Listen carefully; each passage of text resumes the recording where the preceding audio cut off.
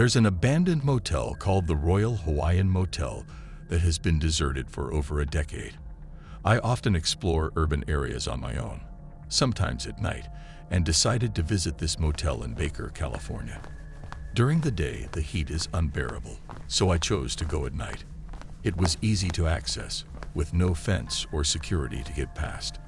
I parked on the roadside and walked over. At the back of the property was a deep pool covered in graffiti. As I shone my flashlight on the building, I saw that many of the upstairs room doors were either slightly open or completely shattered. It gave the place a creepy vibe, but that was expected given its long abandonment. Part of the motel looked like it had been damaged by fire.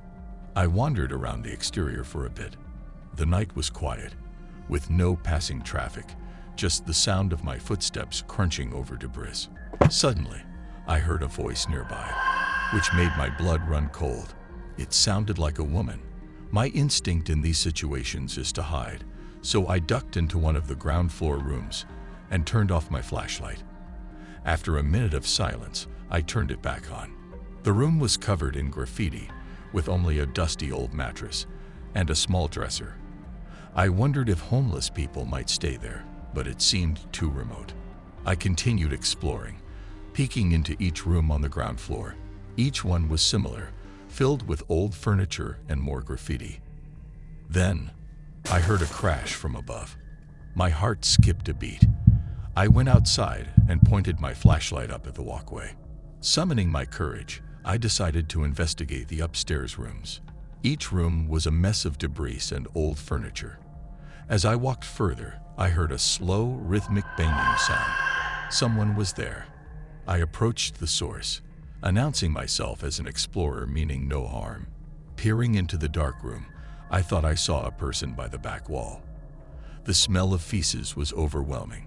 I turned on my flashlight cautiously, revealing a woman with a bloody forehead and yellow gunk on her mouth. Her mouth was hanging open, and she was coming towards me fast. In a panic, I ran. She screamed and chased after me, but I managed to get back to my car without being followed. I called my friend George, who also enjoys urban exploration, and told him what happened. We concluded that the woman had been banging her head against the wall, which explained her bloody forehead. Unsure if I should call the police due to trespassing concerns, I eventually called the non-emergency number and reported the incident anonymously. I don't know if the police investigated, but whatever was wrong with that woman, she needed help. In all my years of exploring, I'd never encountered anything so terrifying.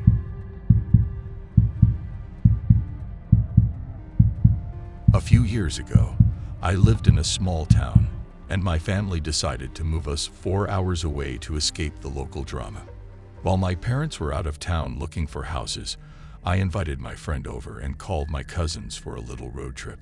We wanted to explore somewhere off-limits and scary, so we chose Bryce Hospital, a place about 2 to 3 hours away. This abandoned psychiatric facility had a reputation for being haunted due to its dark history, including rumors of patient mistreatment and torture. As the population declined, the hospital eventually shut down, leaving the building to decay.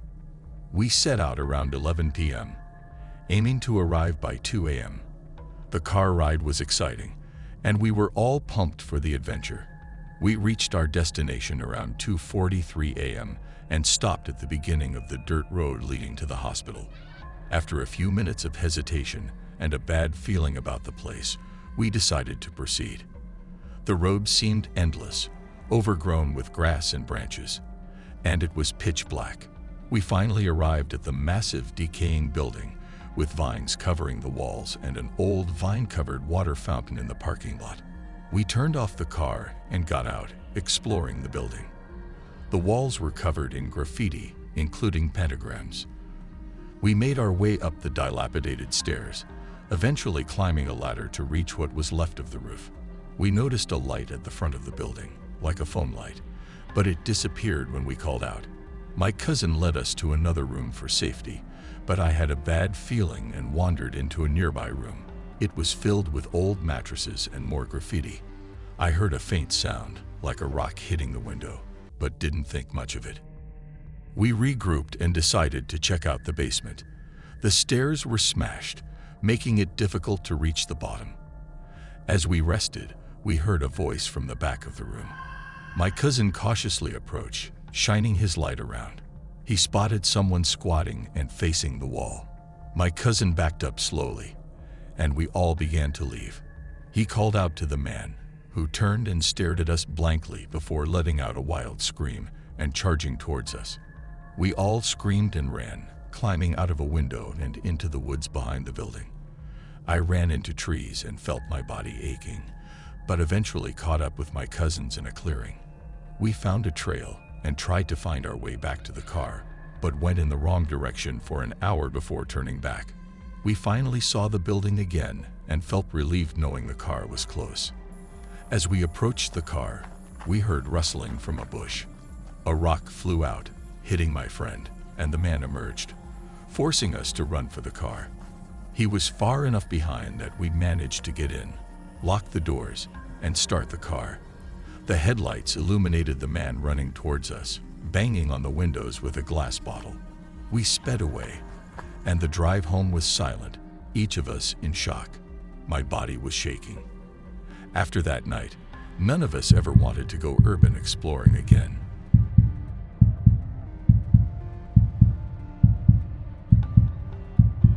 When I was 15, my brother Seb, who was 18, took me on an exploration adventure.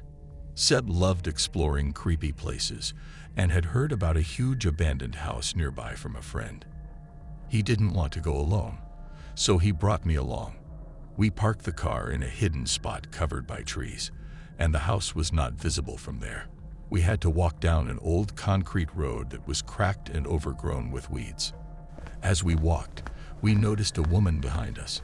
Seb told me to stay calm and not run, as it would look suspicious. The woman walked with her hands folded behind her back, as if on a leisurely stroll. She got closer and said, "Lovely day today, isn't it?" We both replied, "Yeah." She continued to follow us, getting closer and closer. Eventually, she said, "I have to go to bed now." Seb and I exchanged confused looks and quickened our pace without saying a word. Seb turned around and said, "Have a great day, Mom." We walked faster, and when we turned around again, she was gone, which meant she must have disappeared into the woods. It was a chilling start to our exploration. We reached the deteriorated house, covered in ivy, and with shattered windows. We entered through one of the broken windows, being careful not to cut ourselves. Inside, we were surprised to find a lot of furniture and decor left behind.